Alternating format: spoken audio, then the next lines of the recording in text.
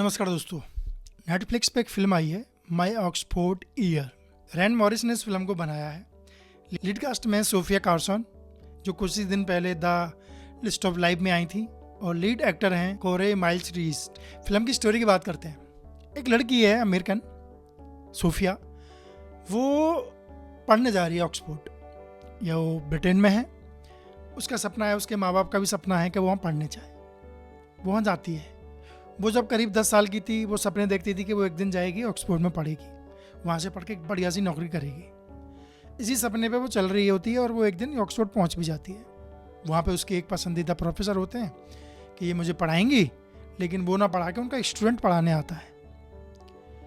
And how this student जो पढ़ाने आया है, टेम्परेरी प्रोफेसर पढ़ाने आया है, और उस लड़की के बीच कैसे प्यार होगा और वो प्यार कैसे ट्रेजेडी में बदलेगा, ये फिल्म उस बारे में है। तो उनमें शुरू से ही नौका झांकी शुरू हो जाती है। एक बार प्रोफेसर अपनी गाड़ी से जा रहा होता है, ये लड़की पैदल जो है यूनिवर्सिटी जा रही होती है, तो वो बरसात के पानी को गड्ढे में झलकाता है और उस लड़की के ऊपर आ जाता है। That how first time they met to each other.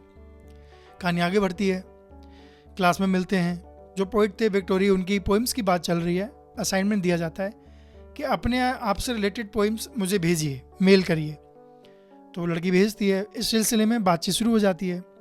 And eventually they come up with idea कि हम मौज मस्ती करते हैं, हैविंग सेक्स एंड रोमांस, खाना पीना करना, ये सब मस्ती करते हैं। इसके साथ में उनके दोस्त भी हैं कुछ, जो हॉस्टल में हैं। अभी ऑक्सफोर्ड में कहानी चल रही है और ये बहुत ही पोइटिक तरीके से चल रही है, एक कविता की तरह। और ट्रेजेडी क्या होती है कि एक दिन 7-8 दिन के लिए लड़का मिलने नहीं आता है। ये दोनों एक दूसरे से प्यार करने लग जाते हैं। जो मौज मस्ती से शुरू हुआ होता है, कैजुअल सेक्स रिलेशनशिप जो शुरू होता है, वो धीरे धीरे प्यार में बदल जाता है। कहते नहीं हैं दोनों, बट वो दिखने लगता है कि दोनों प्यार में हैं। उन दोनों को भी दिखता है आपस में कि प्यार में, लेकिन कहते नहीं हैं। तो 7-8 दिन के लिए वो आता नहीं है। लड़की टेंशन में होती है, दोस्तों से पूछती है कहाँ है। तो लड़कियाँ कहती है कि वो तो ठरकी था, तुमने उस पर यकीन कैसे किया।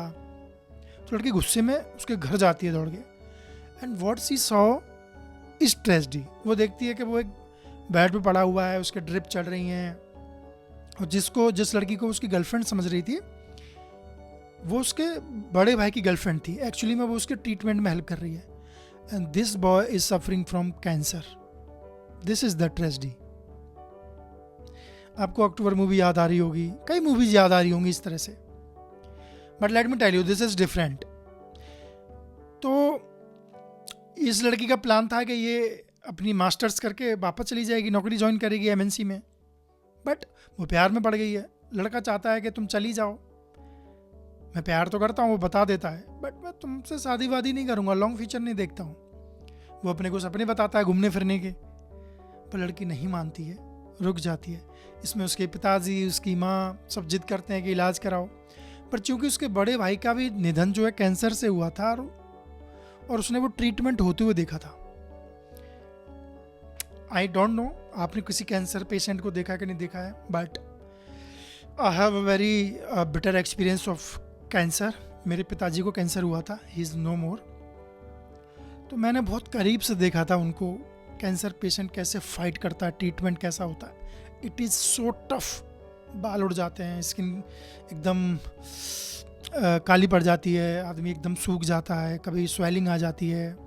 बहुत डरावनी तस्वीर होती है। वही डरावनी तस्वीर उसने अपने भाई की देखी थी, इसलिए वो नहीं चाहता कि मेरा ट्रीटमेंट हो, वो चाहता है कि मैं बस मर जाऊं। उसका पापा चाहता है कि ट्रीटमेंट कराए बेटा, लेकिन वो नहीं कराता है। एंड में उसका पापा भी मान जाता है कि फैसला आखिर में मेरे बेटे का ही होगा, जो वो कहेगा वो होगा। अगर वो चाहता ट्रीटमेंट हो तो होगा, नहीं चाहता है तो नहीं होगा। सो लड़की डिसाइड करती है कि वो अमेरिका वापस नहीं जाएगी, वो ब्रिटेन में रहेगी और उसके साथ रहेगी, और लड़का मर जाता है। And how ends the story. वो लड़की बिल्कुल उसी लड़के की तरह प्रोफेसर बन जाती है ऑक्सफोर्ड में, और उसी तरीके से स्टार्ट करती है अपना लेक्चर। वो केक लेके आया था पहली क्लास में, तो ये भी केक लेके आती है। So story is so gold, so pure gold. Poetry है, पोइट्री। आपकी आंखें नम रहेंगी, आपका दिल भारी रहेगा, आप ऐसे करके चुपके रहोगे कहानी से। कहानी लिखने वाले लोग हैं 3 लोगों ने मिलकर इस कहानी को लिखा है, जूलिया वेलम, एलिसन वर्नेट और मेलिसा। इन 3 लोगों ने मिलकर इस कहानी को लिखा है और बहुत सुंदर लिखा है। सोफिया जो है अपने किरदार में एकदम घुसी हुई नजर आती है। सोफिया कार्लसन ने, मुझे नहीं लगता इस कैरेक्टर को निभाने में कोई कमी छोड़ी है। इमोशनल सीन्स, फनी सीन्स, गुस्से वाले, नाराज़गी वाले, खाने पीने वाले सीन्स सब बहुत अच्छे से किए। वहीं लीड एक्टर कोरे माइल्स ने भी अच्छा अभिनय किया है। जो शुरू में एक मस्करा दिखता है, एक फ्लर्टी लड़का दिखता है, वो अचानक से बहुत सीरियस, बहुत संवेदनशील व्यक्ति निकल के आता है। उसका कैरेक्टर बदल जाता है। उसके भी वही शौक हैं जो इस लड़की के शौक हैं, लाइब्रेरी में रहना, उन किताबों की महक सूंघना, रिसर्च करते रहना, और वो अपनी ज़िंदगी के अंतिम दिन उस ऑक्सफोर्ड यूनिवर्सिटी में बिताना चाहता है। यही उसकी लड़ाई है। वो कहीं और नहीं जाना चाहता है, हॉस्पिटल के बेड पे तो कतई नहीं जाना चाहता है। लड़के के पिता का अभिनय करने वाले डॉरल स्कॉट ने भी अच्छा अभिनय किया है। हालांकि पूरी फिल्म में वो रोते हुए नजर आते हैं। ऑफ कोर्स उनके बेटे को कैंसर है और एक बेटा पहले कैंसर से मर चुका है, तो पूरी मूवी में ही इज़ वेरी सीरियस, रोते ही रहते हैं। और उनका भी एक की कैरेक्टर है इस फिल्म में, उन्होंने भी अच्छा किया है। Direction number 1। फिल्म आपको बांध के रखे, फिल्म आपको संवेदनशील रखे, फिल्म आपको ग्रिप में रखे, तो डायरेक्शन ऑफ कोर्स अच्छा हुआ है। एक्टिंग, डायरेक्शन, स्टोरी, म्यूजिक तो अंग्रेजी फिल्मों में होता ही नहीं है, गाने होते नहीं है, बैकग्राउंड स्कोर है, साउंड डिज़ाइनिंग है जो बहुत अच्छी की गई है।